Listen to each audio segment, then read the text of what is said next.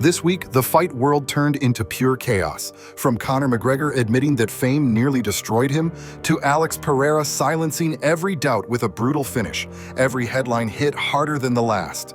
And what unfolded next proved that in MMA, legends aren't made in the cage. They're tested outside of it. For years, Conor McGregor was untouchable, the loudest, richest, and most electrifying fighter alive. But at the BKFC 82 post-fight press conference, he dropped a truth bomb no one saw coming.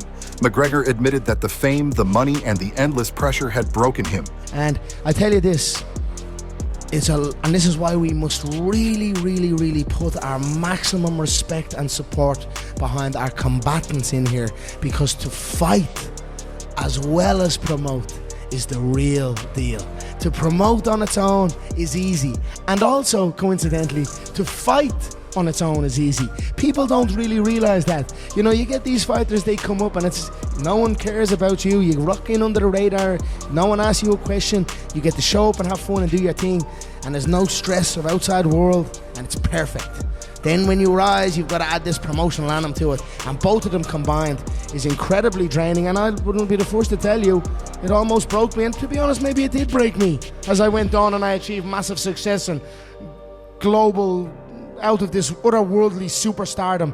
It overcame me at times. So to promote and fight at a high level deserves support and respect. And that is what I'm here for, to ensure that is what happens. To promote on its own. And while the world processed McGregor's honesty, another fighter was dealing with his own heartbreak inside the octagon. After months of hype, Corey Sandhagen's clash with Abdelaziz ended in heartbreak. Sandhagen fought with precision and grit, but Merab's relentless pace was too much. The machine lived up to his name. Just hours later, Corey took to Instagram. His message short but powerful. Congrats to the champ. Nothing changes for me. I'll get you next time. It wasn't an excuse, it was a vow. The words of a man refusing to let defeat define him. But while Corey stayed humble in defeat, Merab's night was only getting started. And it took a wild, unexpected turn. Fresh off his dominant win, Abdelaziz celebrated like only a man who truly earned it could. By 6 a.m., he was seen at Club XS in Las Vegas, dancing, laughing, and lifting fans off their feet as the crowd chanted his name.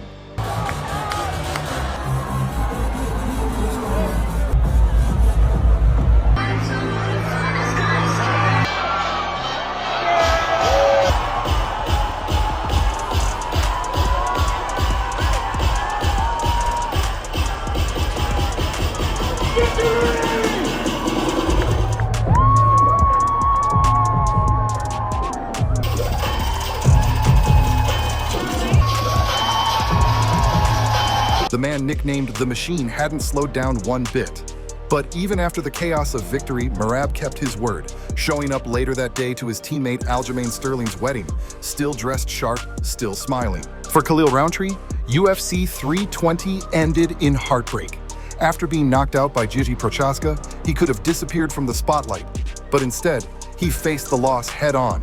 On Instagram, Khalil wrote with raw honesty, "I'm okay. I'm grateful.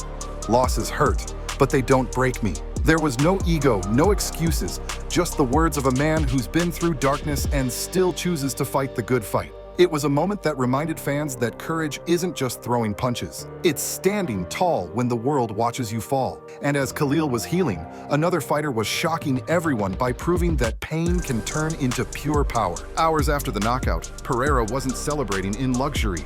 He was back home, surrounded by his team, replaying every moment of the fight. In an emotional speech, he thanked those who stood by him and apologized for the mistakes he'd made before their first meeting with Ankalaev. Os camps do ano que vem, e pra mim tá sendo muito especial, né? Todo mundo me ajudando, agradeço de verdade. Desculpa por algum erro que eu devo ter cometido, né? E às vezes, o cara tá no camp, não quero falar nada. Se eu fiz algo, adianto, quero pedir desculpa e, é isso. Pra mim, né? Foi tudo certo, nada pra atrapalhar. Eu acho que eu fiz o certo dessa vez, né? Eu vinha fazendo as coisas, talvez não 100% ali disciplinado, pô, eu sou ser humano, eu sou falho, né? Mas eu venho sempre tentando corrigir. Pô, até mesmo dentro do UFC, PI, eu quis fazer tudo certo. Até com a minha alimentação, que é algo que eu nunca fiz certo, né, eu acho, assim, tipo, pô, eu tentei fazer algo aí, uma melhor e tal, mas dessa vez aqui, foi 100%, né? Então eu, comecei a fazer um trabalho certo, né? Depois da luta que eu perdi, vim corrigindo algumas coisas, como eu falei, a gente treinou basicamente as mesmas coisas, né? Com algumas correções ali, 2, 3 técnicas a mais ali, que eu não tinha uma. Então a gente, tô muito feliz com tudo mesmo, de verdade. E, é isso.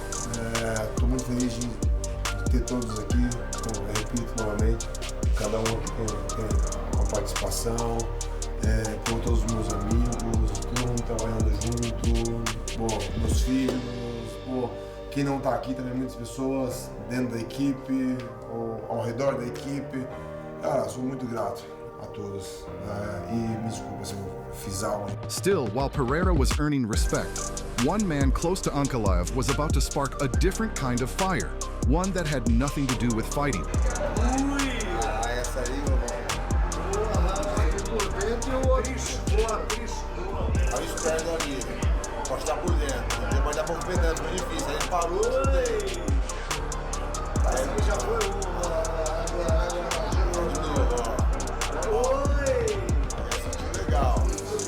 sentiu mesmo.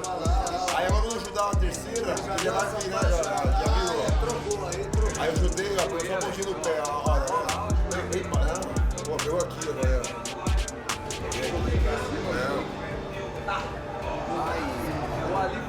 Aí, vou te falar que quebrou as 2 costelas ali. Sai que nem o Alessandro, assim, agora, ó. After the dust settled, Ankalaev's manager, Ali Abdelaziz, became the center of a storm.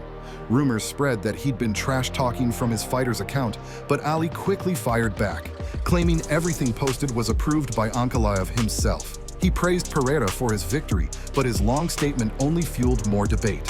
Some fans saw it as damage control.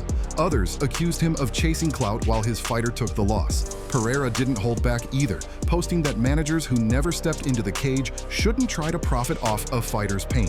And just when it seemed the drama was over, the internet did what it does best. It turned the chaos into memes. O'Malley shared his reaction on his channel.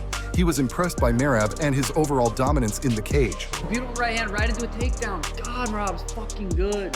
He reminds me of Sugar Sean. Corey Charles London, record for most takedowns in a 5-round UFC title fight, 17. See, that's why I don't let him get that many takedowns. I'm excited to get up. Oh, Corey kind of cracked Merab there. 10 seconds left. Merab Gwalashvili beat the fuck out of Corey. In my opinion, Corey is one of the best fighters in the UFC. Completely. Overall, skill for skill, wrestling, striking, jiu-jitsu. One of the best in the world. And Merab just beat him up. Fucking crazy to think that I finished Merab. How do you hate Merab? How do you not like Merab? After watching Alex Pereira's rematch, Robert Whittaker saw something that changed his entire perspective. On his podcast, he admitted that Pereira's performance was so dominant, it made him believe the champ was telling the truth all along, that in their first fight, he really had been sick and far from 100%. The difference was night and day, Whittaker said, half in disbelief. Dude, I believe him now. Like, it's not that I didn't believe him the first time, but everyone's like, okay, but that, you know, like, because like Ankalaev controlled that fight, and what happened. Yeah. But now I'm like, dude, he must have had leprosy, because the difference in this second fight was crazy. This is how From everyone the jump, thought the first man. fight was going. This is how everyone thinks any fight Alex Pereira is going to be in is going to go. Yeah. I mean, look, we've already jumped right into it. These are our UFC 320 predictions for episode 76. Please like, subscribe if you're new. These episodes tend to do pretty well. Reactions. I'm still a little bit dazed from what I just saw with Pereira. Razzle dazzle. Did you expect it to go down like this? Like, realistically?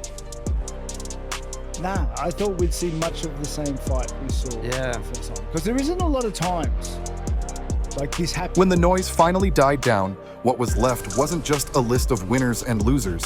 It was a glimpse into the soul of the sport. McGregor's confession, Sandhagen's humility, Rountree's courage, and Pereira's redemption all told the same story. Glory never comes without scars.